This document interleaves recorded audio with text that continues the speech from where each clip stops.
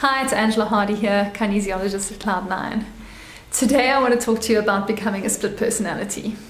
You would think that becoming a split personality is not such a good thing, but there are a little bit of upsides to becoming a split personality.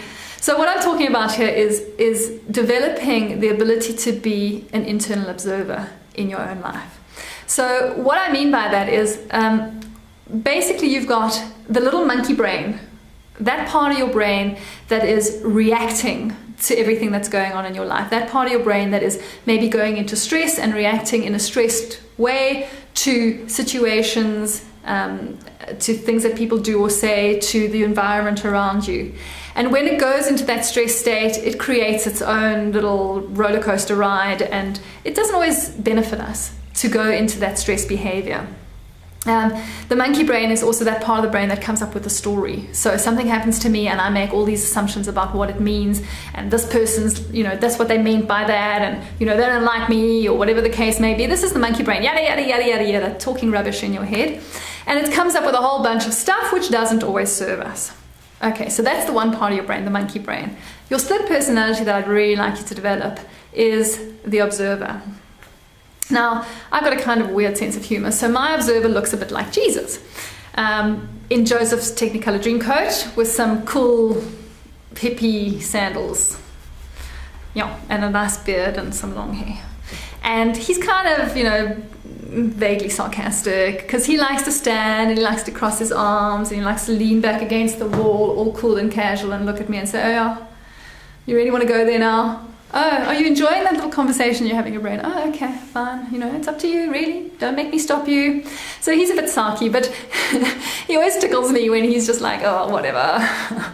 You can do that if you want to. You can get your brain all in its if you want to. Don't let me stop you. Don't let me stop you." But you'll develop your own observer, and he or she will have its own personality for you.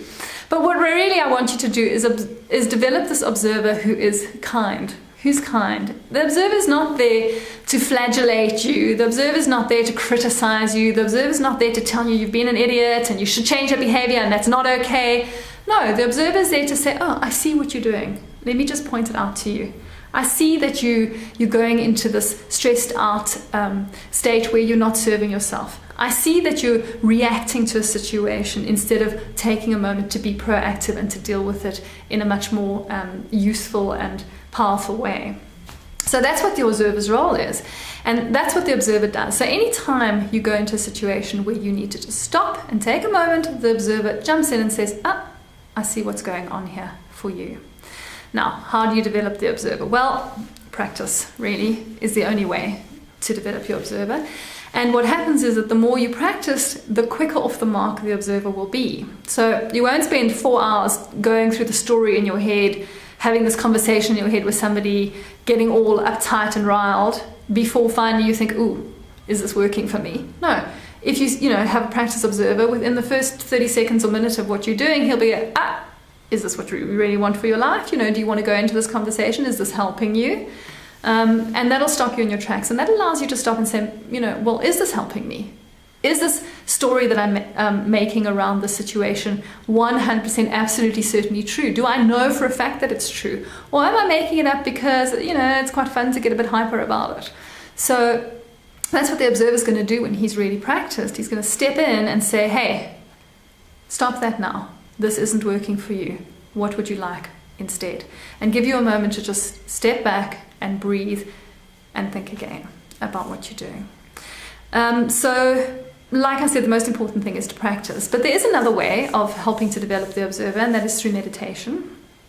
I watched a conference recently, and every single person in that conference was absolutely 100% clear. Meditate, meditate, meditate every day without fail.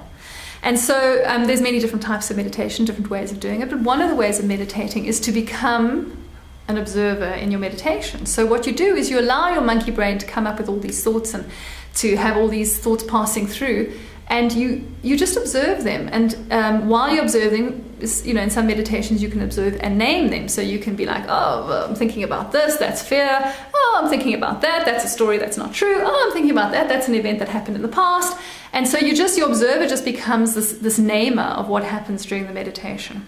So, if you're working on meditating, if you think it's a good idea, this is one of the ways to go about doing it. Just let your brain go with whatever's flowing through it, but become that separate part of your brain also that observes and says, oh, I see what that is. I see what that is. I see what that is. Okay. So the observer, just remember, please, is gentle and kind and loving. And he stands back and he says, oh, is that what you want for yourself? You don't need to have that for yourself. It's okay. Let's think about something else rather. Let's redirect those thoughts. Let's be more realistic about the situation. What do you really want? How can you really get it? And he's the voice of reason in your head. So good luck developing the observer. It's quite an art, and it's an amazing, amazing value to be had in your life.